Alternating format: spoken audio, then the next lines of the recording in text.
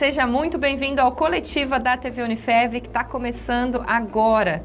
Bom, você aí de casa ou já teve ou conhece alguém que já contraiu a dengue. Essa doença está assustando muito a nossa cidade, que esteve aí, está no ranking da 4ª cidade com o maior número de casos de dengue do Brasil, segundo o Ministério da Saúde. Então, realmente é algo para a gente ter mais atenção e falar ainda mais sobre isso. Então, recebemos aqui em nossos estúdios Danúbia Franco e Samara Fernandes, elas que são da Secretaria Municipal de Saúde e atuam nessa área também. Meninas, muito obrigada pela presença de vocês aqui, sejam bem-vindas, viu? Nós que agradecemos. Bom, a gente, como eu comentei, né, a gente sempre fala muito desse assunto. Eu lembro de falar sobre dengue desde os primeiros anos de escola, mas é impressionante, né, Danúbia, o quanto ainda a gente tem para falar sobre isso e é importante a gente se conscientizar cada vez mais, né? Sim. Então a gente fala, embora, né, o meio de se contrair a doença seja o mesmo, o curso da doença seja o mesmo, o que varia são os sinais e sintomas, né, entre as pessoas ou de um ano para o outro devido ao vírus circulante, mas a maneira que só se tem dengue porque tem um mosquito, né, infectado pelo vírus. Mas se a gente tiver o vírus sozinho, ele não iria transmitir a doença, ele precisa desse mosquito. E quem, né, permite criar esse mosquito somos nós. Né, cada um de nós que deixa ter um criador ou dentro de casa, ou no trabalho, ou no peridomicílio que seja, somos nós quem permitimos existir esse criador, existir o mosquito e por isso ter a doença. Pois é, a gente vai falar bastante sobre isso aqui hoje, então. Vamos falar aí dos sintomas, vamos falar da gravidade da doença atualmente também e como evitar aí na sua casa esses criadores que a gente sabe que não tem outra receita, não é, Samara? É realmente evitar água parada. E a gente estava falando sobre isso, não é mais água limpa, água suja também conta, né? Sim, o Aedes aegypti, ele realmente agora ele se prolifera também na água suja. A água não precisa mais estar limpa para ser um criadouro do Aedes. Pois é, né, menina? Que complicado, né? Que situação complicada. No início de abril, então, Votuporanga entrou em epidemia de dengue, né? O título ele foi oficializado pela prefeitura por conta do grande número de casos que a gente estava registrando ali em abril. Esse número ainda continua, Danúbia? Como é que a gente está no momento? Continua. Então, uma vez decretado a epidemia, né, o município ele mantém, a gente fala até a semana 27, é uma semana epidemiológica, né, muito técnico isso. Então, semanalmente os municípios, né, todos os municípios vão acompanhando essa elevação dos casos, que é o caso de Votuporanga. Toda semana a gente faz um gráfico, que chama diagrama, e vai acompanhando essa elevação ou não. Depois que ele ultrapassa uma linha superior desse gráfico, que tem algumas fórmulas, a gente entra em epidemia. Então, o município decreta essa situação e aí a gente se torna, não que a gente não tenha cuidados antes de estar em epidemia, mas uma vez decretada, as atenções, né, ficam mais voltadas ainda para o agravo que já estava acontecendo no nosso município ou em qualquer município. Tá, nós estamos hoje, quais são os principais números da doença hoje? Então, hoje, de positivos, por volta de 4.800, um pouco mais, porque enquanto a gente está aqui falando, são notificações chegando, resultados chegando, então por volta de 4.800 casos positivos confirmados. Só em 2022? 2022, de janeiro de 2022 até ontem, 19 de abril de 2022. Ainda existem por volta de 1.500 notificações em investigação, que são aquelas pessoas. Eu tenho sintomas, eu sou notificada, eu sou um caso suspeito. A partir do 6º dia de sintomas é que eu vou fazer a coleta. Isso não é por uma fila ou por falta do exame ou porque não tem a cota de exame. É para eu conseguir detectar esse anticorpo, para eu ter um resultado verdadeiro da sorologia a partir do 6º dia de sintomas, só que pode se fazer. Então, isso vai variando. Então, em investigação, mais ou menos 1.500 casos, aguardando o momento oportuno para fazer o exame. Você tem os números de 2021 para a gente ter uma comparação? 2021 no todo, né, de janeiro a dezembro, por volta de 1.200 casos positivos. Então, quer dizer, nós estamos chegando a quase 5.000 esse ano, exatamente, né? Realmente muito é muito maior. grave, né? Muito maior. E o que muda quando é decretado a epidemia de dengue? Qual é a importância disso no combate à doença? Sim. Então, a primeira orientação que a gente recebe, né, do Ministério da Saúde, a Vigilância Epidemiológica Estadual, é que seja suspenso a coleta de sorologia. Porque a gente entende, até que entre em epidemia, a gente precisa conhecer o que está circulando, qual que é o agravo que está predominando, e a partir do momento que se decreta a epidemia, se suspende a sorologia, que não acontece em Votuporanga. Votuporanga permanece realizando essa sorologia.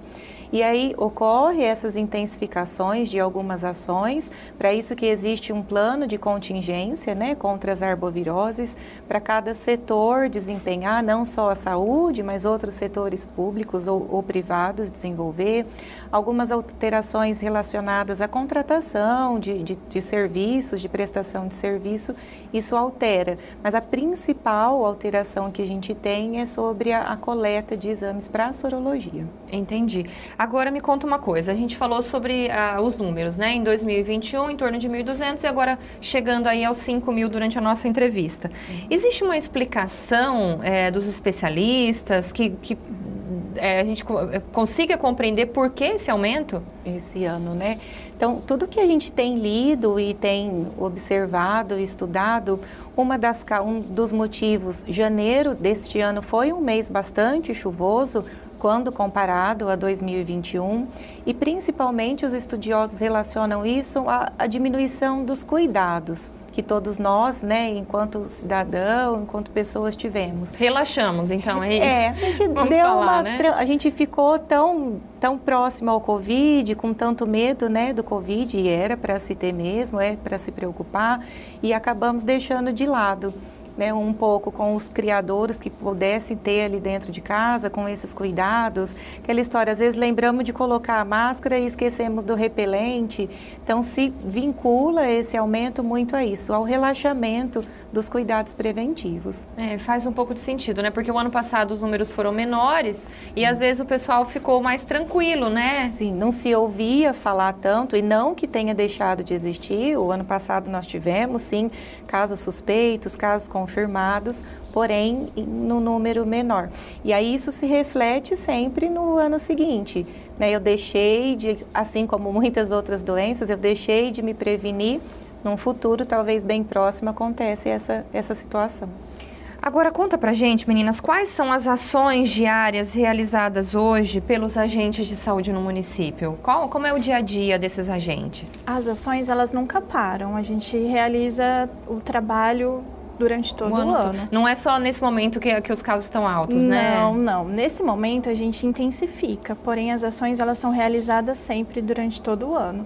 Então, ações de bloqueio de controle de criadouros, que é aquela visita casa a casa que a gente faz, principalmente onde tem casos notificados suspeitos ou positivos.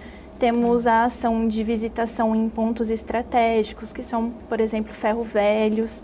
Então, a gente faz a visitação a cada 15 dias. Eliminando os focos e criadouros. Tem visitas em imóveis especiais, que são, por exemplo, escolas, que são visitadas pelo menos uma vez ao mês. Tem a pulverização também, então todos os casos positivos são pulverizados. Então temos uma equipe de pulverização com equipamento costal e também temos uma ação conjunta com a SUSEM para pulverização veicular. E toda a arrastão também, toda a ação que a gente consegue fazer para intensificar esse trabalho de entrar dentro do imóvel e verificar criadouros e estar eliminando, a gente faz nesse momento. Tá. Essa questão da pulverização, né, Samara, o pessoal pede muito isso, né? Por que então não joga mais veneno, né? Assim que as pessoas falam. Qual seria a explicação? Por que não fazer ainda mais? Seria efetivo, né? Não sei. Sim. O primeiro passo para o controle efetivo do Aedes não é a pulverização, é você controlar ele antes dele nascer. Então, a gente controlando, eliminando os criadouros, eliminando o foco do Aedes, antes do nascimento do vetor, do mosquito, a gente consegue um controle mais efetivo. É muito mais fácil eliminarmos um criadouro do que um vetor, um mosquito ali. Que já está voando, né? Tá. Isso. Outra explicação é que os inseticidas, eles causam um dano ao ambiente, então eles têm que ser usados de forma racional.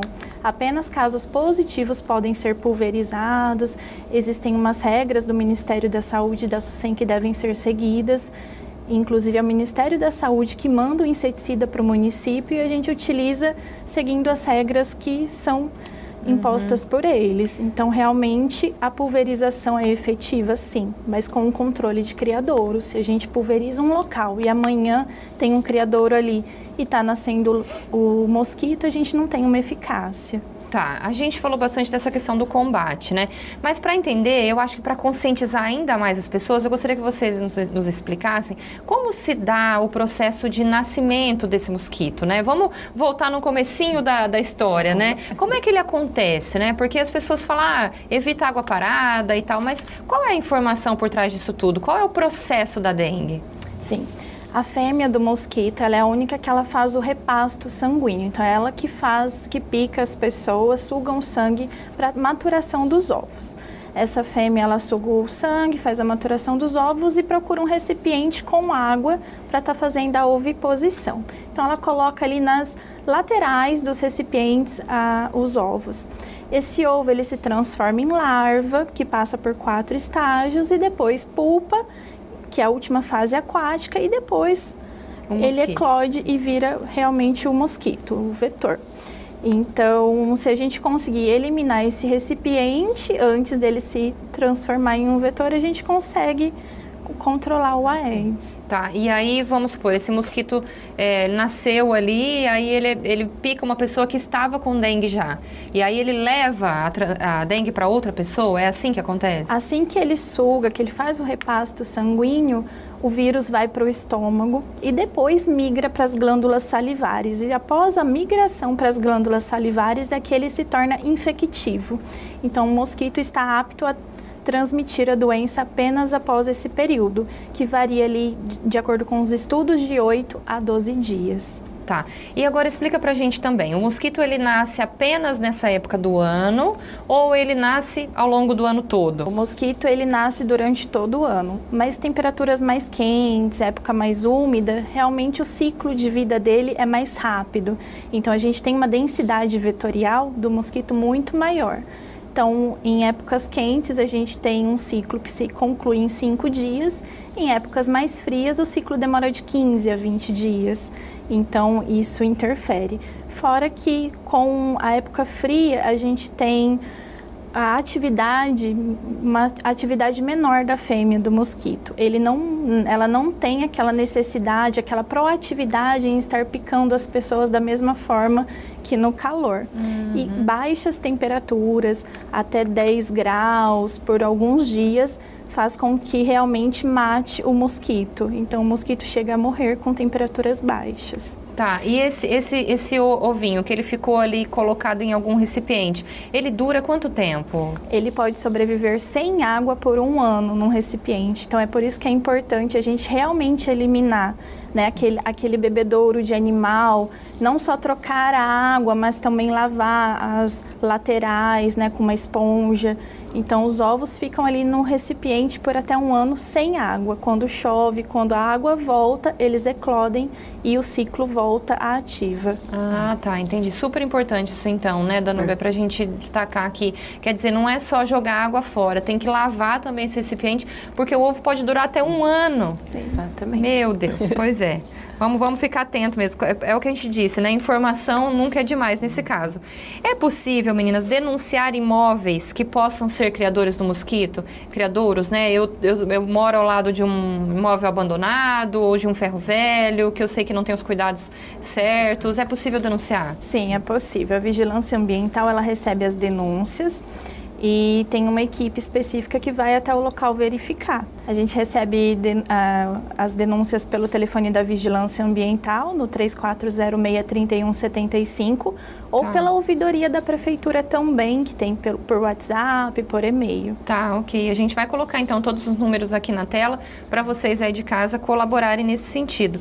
Agora a gente está entrando aí num período mais fresco. A tendência é que esses números já comecem a cair a partir de quando, mais ou menos? Ou tem que vir aquele friozão? Que Votuporanga é difícil, a gente sabe. Sim. É o que a Samara falou, né? Conforme, se a temperatura é menor, com menos água, o ciclo, a produção desse mosquito, ela vai ser né, mais demoradinha. Tá. Nós estamos observando uma leve queda, comparado à semana passada para essa, uma leve queda, mas isso devido também aos cuidados, à colaboração de toda a população, mas observa-se sim, com a queda das temperaturas, como você bem disse, é raro a gente ter uma temperatura considerada baixa o suficiente para matar os pernilongos que estão por aí, mas a gente tem começado a observar uma discreta diminuição, sim. Que bom. Há muito se falou também agora há pouco tempo nos veículos de imprensa sobre a utilização de drones, né? Que a prefeitura anunciou que faria isso nesse momento aí no ápice, né, da doença. Esses drones, eles já estão sendo usados? Eles já trouxeram resultados? Como está sendo feito? Sim, o drone foi a primeira alternativa após o decreto da epidemia no município. Então, ele vem para somar as ações. Então, aqueles imóveis que a gente tem uma dificuldade em estar adentrando, aqueles imóveis que a gente verifica que tem muitos casos suspeitos e positivos nas proximidades, então a gente está intensificando as ações com o drone nesses locais. Locais que a gente faz ações, porém não surte efeito, não se corta a transmissão da dengue. Então, a gente precisa verificar se tem uma caixa d'água que fica no teto e a gente não consegue verificar com as visitas normais, né? O drone é usado nessas situações, né? Entendi. Quer dizer, são situações específicas, né? Não de forma aleatória, né? Sim. O pessoal ficou assustado, né? Vou ter drones voando aqui sobre a minha casa? Não. Não é bem assim. A gente faz até uma divulgação com carro de som avisando que naquele momento o drone estaria sobrevoando os locais, né? Seguindo todas as regras realmente para não ter problemas com privacidade mesmo. Interessante. Agora vamos falar um pouquinho, né, dessa questão do atendimento aos pacientes com dengue, né? A rede hoje, ela está conseguindo suprir essa procura, porque a gente sabe que a demanda está alta, né? Sim. Embora a gente tenha tido uma diminuição nos casos de Covid, mas a demanda de quem está com dengue é alta, né? Sim, são um grande número de pessoas procurando e deve procurar mesmo, né? Diante do início dos sintomas, deve procurar um serviço de saúde para receber as orientações necessárias. Então, o Votuporanga está atendendo todos os pacientes que procuram um dos serviços de saúde, sejam os serviços de pronto atendimento, que é o PA do Pouso Bom, a UPA, ou as unidades básicas de saúde, né, os consultórios municipais que estão nos bairros. A gente compreende que às vezes tem mesmo uma demora maior que se comparada a outro momento, mas é devido ao aumento de fluxo. Mas ninguém deixa de ser atendido. Então, em relação aos exames, existe um protocolo, que a gente fala é o manejo clínico à dengue, isso é do Ministério da Saúde, que ele deve ser seguido, né, por todos os profissionais. Então, por que eu tenho que fazer a prova do laço? Por que eu verifico a pressão? Por que eu verifico a temperatura? E a gente tem, o profissional, ele faz uma classificação de risco, o grupo A, o grupo B. Uma pessoa hipertensa, ela tem uma classificação, uma pessoa não hipertensa ou não diabética é uma outra classificação para se conduzir esses casos. E aí, em relação aos exames, conforme essa classificação, há necessidade de se fazer alguns exames específicos, o hemograma, por exemplo, que às vezes tem que ser feito no dia e mostrado no dia ou no dia seguinte, e isso é oferecido e esse protocolo é seguido. A gente até pede, né, a colaboração e a compreensão quando um profissional de saúde entrega o cartão da dengue, quando a pessoa é notificada e orienta a retornar ao serviço de saúde para repetir o exame, que ele retorne, porque é um cuidado ao próprio paciente. E assim como a sorologia, que nós comentamos no início, mesmo estando em epidemia, o município de Votuporanga continua realizando. Ah, mas é só depois de 6 dias, eu já melhorei. Às vezes as pessoas falam, não, eu só tive sintomas 3 dias, já estou bem, não vou. Precisa, porque a gente, somente o exame de sorologia e só a partir do 6º dia que a gente consegue detectar esse anticorpo e dizer você está ou não está com dengue, mesmo tendo melhorado. Então a gente pede que retorne, que faça o exame, até porque saber que eu tive uma vez dengue, para eu ter mais cuidados, porque uma segunda, uma terceira infecção pode sim ser mais grave. Pode ser mais grave, né? Sim. Era sobre isso que eu gostaria de te perguntar agora. O que tem levado esses casos à morte, os casos que a gente tem registrado? Quais são os principais problemas? Geralmente é porque a pessoa já pegou dengue uma vez ou é por conta das comorbidades? Sim. Geralmente, então, a grande maioria dos óbitos, não só desse ano, mas dos outros anos e de todos os estudos no país, os óbitos eles estão grandemente relacionados à presença de comorbidades. Então, são pacientes que tinham alguma comorbidade. Quais seriam os principais? Por exemplo, hipertensão, diabetes, cardiopatias, algumas síndromes, que isso altera, né, o sistema imunológico da pessoa, que às vezes para uma pessoa sem comorbidade, ele passa por um agravo sem grandes sintomas, né, sem grandes complicações, e para outras pessoas, né, chega a óbito. Então, hoje, todos os estudos comprovam isso, que a grande maioria dos óbitos acontecem em pessoas com comorbidade. Isso não é 100%, pode acontecer óbito, né, por dengue em pessoas sem comorbidades? Pode acontecer, mas a grande maioria são pessoas que tinham algumas doenças pregressas. E em crianças, elas reagem de maneira diferente à doença? Depende. Nessa epidemia, esse ano, a gente tem observado um aumento de casos em crianças, né, infectadas, não todas com casos graves ou com sinais de alarme, mas isso varia de uma criança para outra, assim como o adulto. Mas os sinais e sintomas, eles são semelhantes. Geralmente a febre alta, né, a dorzinha no corpo, quando a criança às vezes não sabe sinalizar, mas um mal-estar generalizado, uma irritabilidade, a criança chora muito porque às vezes não sabe se comunicar onde está a dor, é um dos sinais, né, principais. Mas febre, dor de cabeça, essa dor no corpo que acomete a maioria, que acontece com as crianças também. Vocês têm percebido que esse ano os sintomas estão mais graves ou um pouco mais, né, claros em relação a anos anteriores? Por que isso está acontecendo? Sim, a gente observa, então, todas as notificações feitas em qualquer estabelecimento de saúde vai para a vigilância epidemiológica. E lá tem citado sinais e sintomas.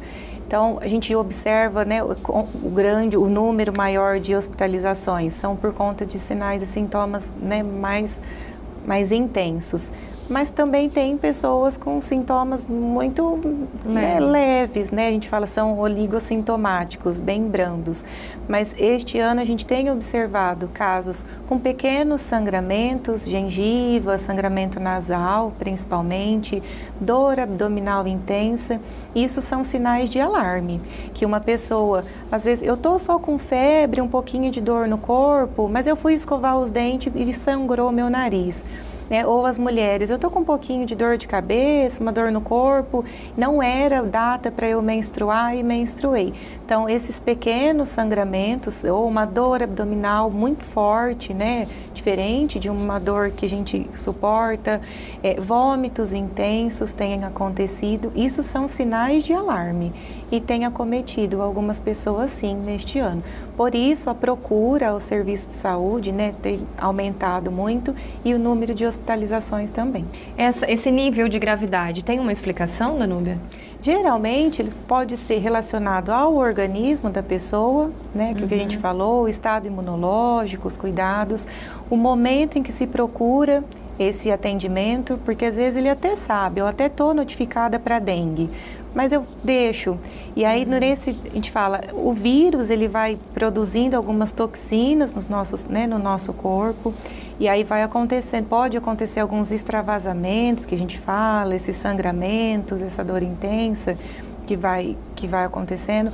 Pode ser por conta do vírus circulante, né, que está acontecendo na nossa cidade. O que a gente conseguiu isolar esse ano até o momento foi o DEN1, que é então, o que tem tipos de vírus, é isso, tem, né? A dengue, ela é causada por 4 tipos de vírus sorotipos, né? Diferentes. O DEN1, DEN2, DEN3 e DEN4. Conforme o número vai ficando mais grave? Não necessariamente. Eles produzem sinais e sintomas, né, praticamente parecidos, mas que, igual a gente fala, a dengue hemorrágica. Eu posso ter um sangramento, né, importante, tendo contraído o DEN1? Eu posso.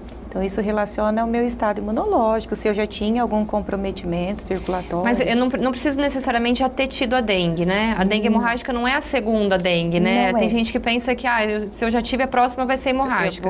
E não é por aí, então? Não é. Geralmente, os estudos mostram que na segunda ou na terceira infecção, os sintomas são mais acentuados, né? E aí pode ser mais grave, mas não obrigatoriamente. A segunda, se eu tiver, vai ser hemorrágica. Eu posso ter uma segunda vez sem sangramento nenhum. Como eu posso ter numa primeira infecção apresentar um sangramento importante. Tá. Quais seriam os primeiros sinais da dengue, os primeiros sintomas? E quando procurar ajuda, então? Pelo que você comentou logo no começo. Logo no começo. Então, um dos primeiros sintomas é a febre, e uma febre alta, 38,5, 39. Dor de cabeça é um sintoma bem característico, dor no fundo dos olhos e dor no corpo. A gente brinca porque às vezes as pessoas falam, é uma sensação que eu fui atropelada, dói tudo. Que o que diferencia quando a gente fala de chikungunya, né, localizada. Na dengue dói todo o corpo. Então, esses são os principais sintomas, embora a gente deixa claro que isso pode mudar de pessoa para pessoa. Então, a gente pede, estando no momento de epidemia, o nosso município tem o mosquito, tem o vírus circulando, surgiu um desses sintomas, procure já imediatamente. Ficar atento, né? Fica atento. Para evitar a transmissão, uma situação importante também, a gente comentou, né, a Samara falou sobre o mosquito picar alguém contaminado e aí assim ele passa o vírus para outra pessoa. Então, quer dizer, ele primeiro precisa picar alguém contaminado. O fato dessa pessoa que está contaminada, ela usar repelente, ajuda? Ajuda. Ajuda porque ela impede que o mosquito pique ela e dessa forma transmita o vírus para o mosquito e tenha mais mosquitos ali infectados que possam contaminar outras pessoas.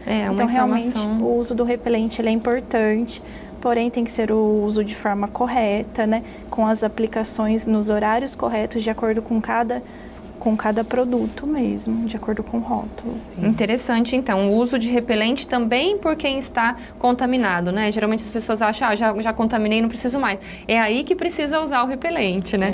Vamos deixar, então, essa informação aí bem clara. Quanto tempo depois de ter sido picado eu desenvolvo os sintomas? Então, em média, de 5 a 6 dias após a picada do mosquito infectado, é que a gente começa a apresentar os sintomas, sendo a febre e a cefaleia um dos primeiros a surgirem.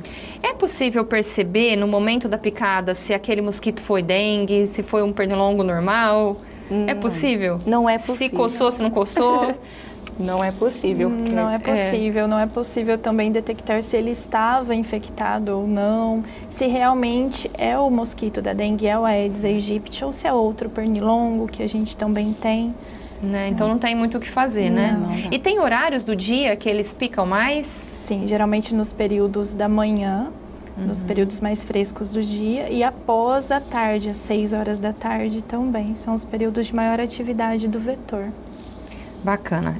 Eu posso passar pela dengue sem desenvolver sintomas? Que a dengue assintomática existe? Existe. A gente fala são as formas assintomáticas. Então, tem pessoas que podem ter passado pelo período de infecção e nem saber. Existe a forma assintomática e isso dificulta, né, a gente cortar esse ciclo de transmissão, porque esse pernilongo vai picar e vai picar outras pessoas.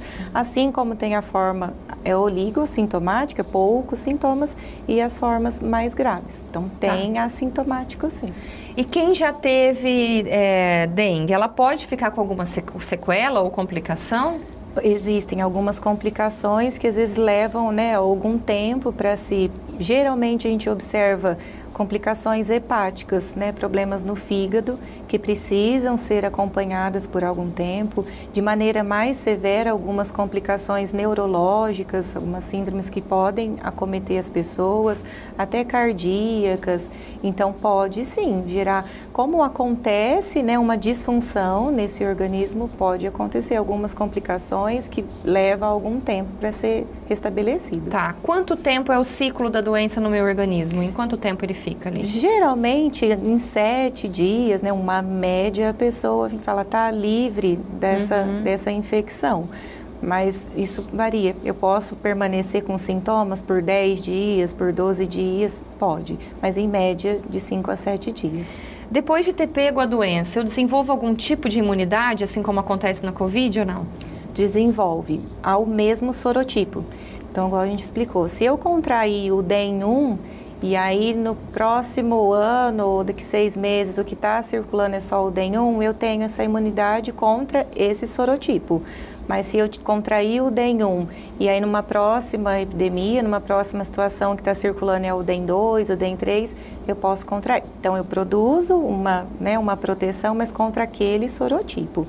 Tá. Uma proteção relativamente duradoura, mas só sobre aquele sorotipo. Tá, vamos falar um pouquinho da vacina da dengue, né? Se falou muito aí sobre a vacina da Covid. Dengue Sim. também tem vacina? Tem uma vacina que ainda não está disponível nos serviços públicos, né? No serviço público de saúde, pelo Ministério, mas que existem nos serviços privados. É uma vacina, né, a gente ainda acompanha alguns estudos, que é recomendado para pessoas entre 9 e 45 anos. Uma das exigências é que a pessoa já tenha tido e comprove uma infecção, né, por dengue inicialmente, antes dessa vacinação. Mas no serviço público ela ainda não está disponível por conta de fases, de estudos.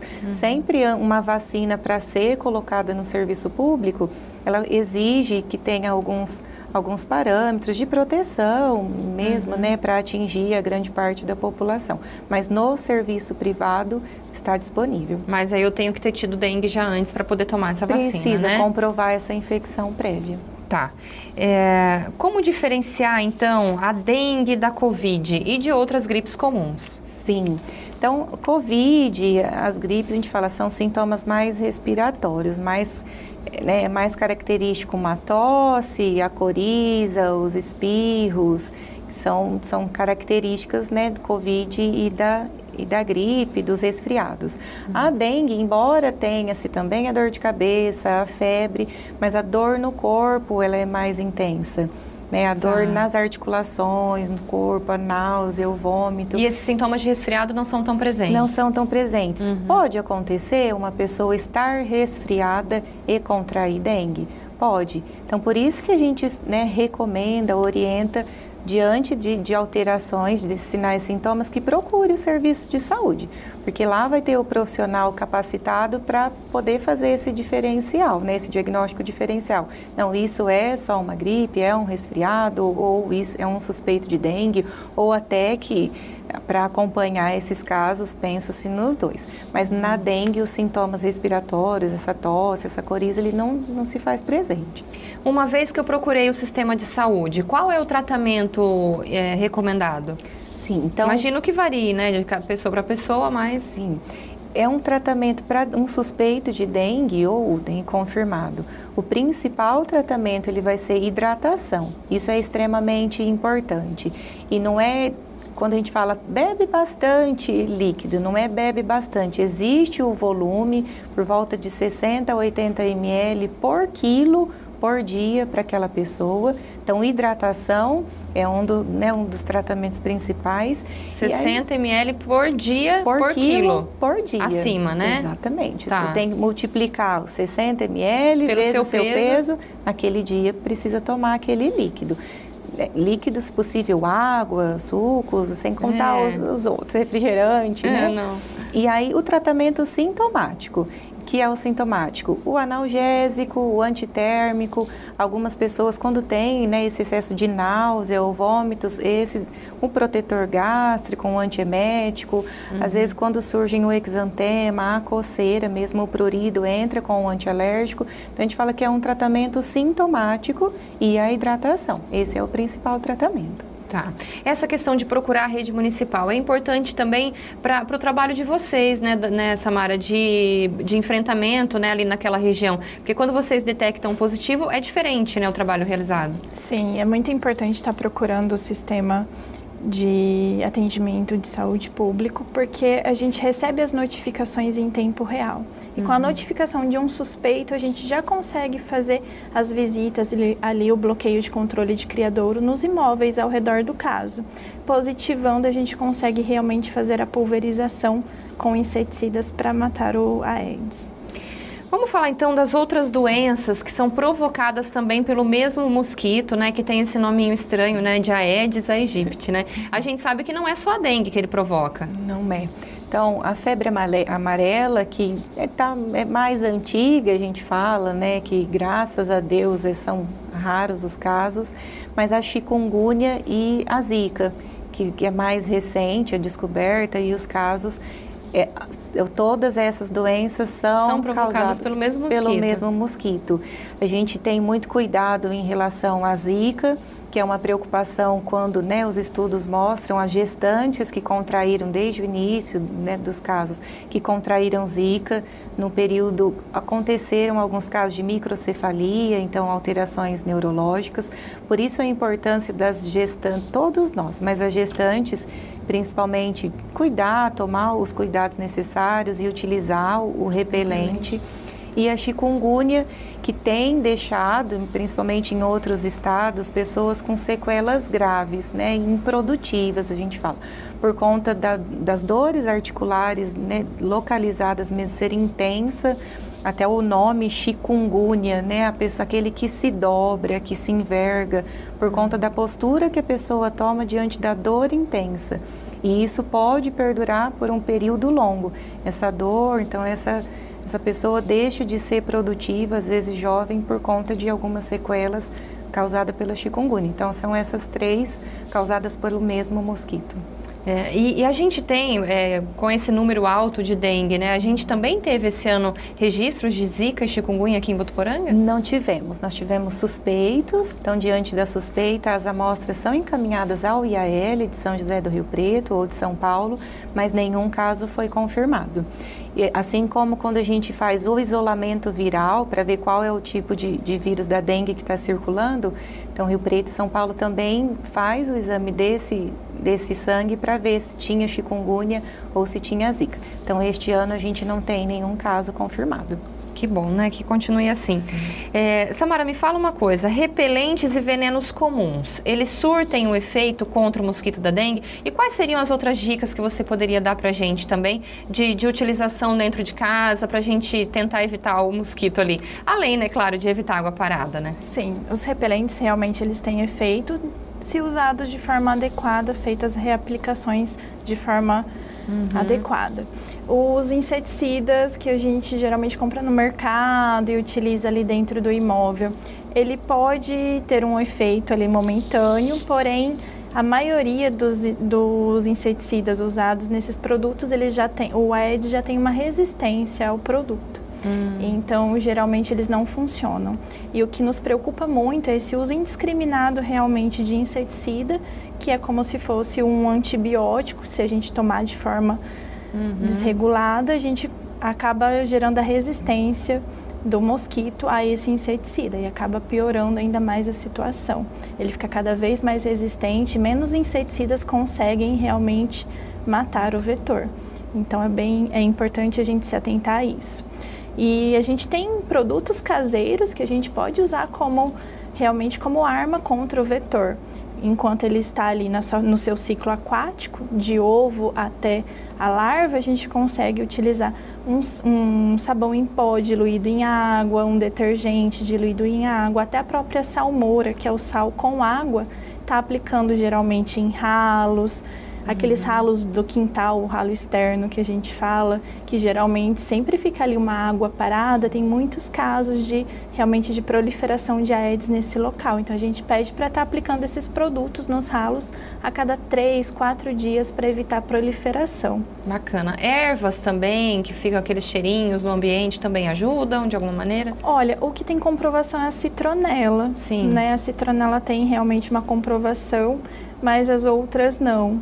As outras ainda não tem estudos científicos. A citronela, além de ser um cheirinho gostoso, ajuda, né? Ela ajuda, sim. Ela, pelo menos, afugenta. Legal. Agora, me fala uma outra coisa. Aplicar borra de café nas plantas, na terra, ajuda a combater o mosquito? Não ajuda. Isso é mito, então? Isso é mito. Ele pode até ajudar a planta, mas em relação à proliferação do vetor, realmente isso não funciona. O que funciona é o sabão, o detergente, até a água sanitária ali mesmo, diluídos em água, funciona. Tá certo. Bom, meninas, foi um bate-papo muito interessante. Eu espero que tenha ajudado o pessoal de casa, de Votuporanga e toda a região, né? É uma doença que ela vem e vai, né? E assusta todo mundo, principalmente agora nesse momento que a gente viveu aí de chuvas.